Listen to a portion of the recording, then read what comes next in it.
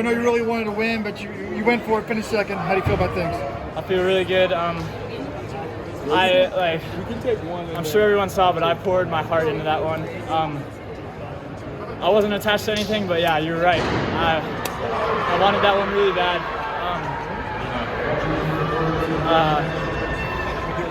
Yeah, I'm really proud of myself for being patient and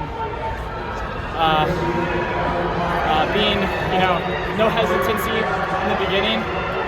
Coach and I talked before. There was a few guys from altitude that were coming in fresh. Duncan, who I've raced in my conference so many times, he's a good friend, and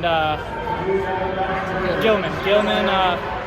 So there was a little bit of we were talking. There was a chance maybe we thought them coming in fresh, being at altitude, they probably derived some confidence from being at altitude, and just like we kind of hinted, Duncan took it, and there was no hesitancy. If it was going to be slow, I was going to be right there. If it was going to be fast, I was going to be right there. There was no hesitancy in my thought process. When we came through a mile, I was so laser focused and calm. It felt like I was running threshold, and I was ready. I was telling myself, you got to run 55, 54. There's giants behind you. There's like monsters behind you. And I think I took it with 3 laps to go. And I was just thinking to myself, another gear. A year ago, at this meet, I was holding on for dear life to score a point for my team. And a year later, I'm consistently competing at the tip of the spear at the NCAA. And I'm not going anywhere. That's team racing for NAU this weekend. What you saw Nico did last night, he didn't have a perfect build-up, but he chooses his teammates. There's no coincidence when that thought process relates to cross-country. Like what Nico did last night, gave me such big emotions. I was seeing what he went through and how he executed. I'm choosing my teammates every lap of this. And yeah, I know I'm just blabbering, but I have so much emotion. Like you said, I wanted that one so bad, and just because someone got me by 2/10, like I said to interviews last night, I know everyone running for NAU is making progress. It's called the next logical step for us, and this weekend was the next logical step for me. A silver and a bronze at NCAAs.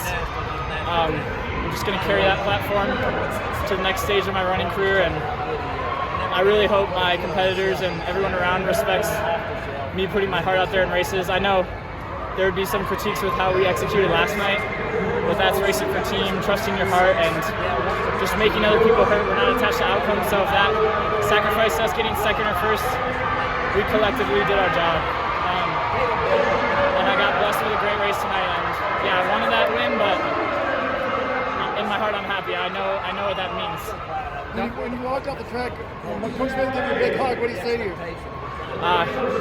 He was just like, he was just like, I know how you've been operating. You deserve this. You need to one thing that he preaches. I've said this in interviews before, and something that I need to work on myself. I need to praise myself when I do something right and not be too critical. You need to thank yourself when you do challenging things. So, tonight when I have some alone time, I'm gonna be like, Drew, thank you for getting up every morning and running when you don't want to. Thank you for hitting every split when coach tells you to.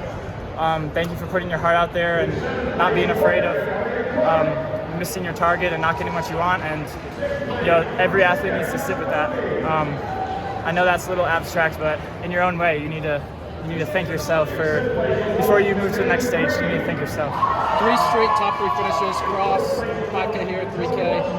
What do you think that's all going to translate to in this outdoor season when we get to Austin, Texas in June? I don't think it's going to look any different. Might not win a title this year, but like I said, I'm not going anywhere. The tip of the spear, the NCAA, that's where I'm competing. That could mean 5th place in a race, could mean 1st. But my range of outcomes is where I operate. Scoring points for NAU. I think it's pretty, can't really answer that specifically, but I'd say as long as I stay consistent with my training, I don't see myself going anywhere. Why'd you shave your mustache? Wanted to be more aerodynamic in the race. Do I look different? Like, do I look much you had younger? a mustache in the race yesterday. Yeah. You don't now. So. Yeah. Today, I think some of my teammates were just hanging out in my hotel room with me, just passing the time, being light and being loose, and they were like, dude, what if you shave your mustache? And I was like, nah.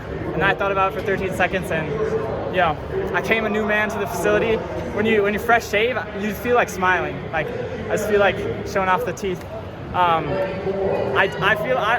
looked at myself in the mirror, I'm like, wow, I look different. And I was like, I don't know, I came confident, so. Do you look better looking without mustache or with mustache? Well, that's the trick. Everyone thinks it's a look. It's not a look, it's a mindset. So when you see me with a mustache, this guy's getting good training in. So it's not a look, it's a mindset. I think I do look better without it, but that's just me. Thanks. Yeah, thanks.